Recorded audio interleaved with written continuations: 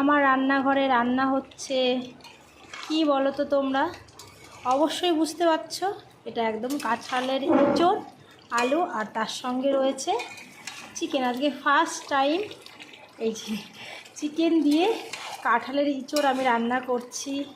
আমি আগে কখনো রান্না করিনি, এই ফার্স্ট টাইম রান্না করছি কাঁঠালের এঁচোড় চিকেন দিয়ে। তো রান্নাটা কিন্তু আমার প্রায় রেডি হয়ে গেছে। লাস্টে একটু গরম মশলা দেব, একটু ঘিও কিন্তু আমি দিই।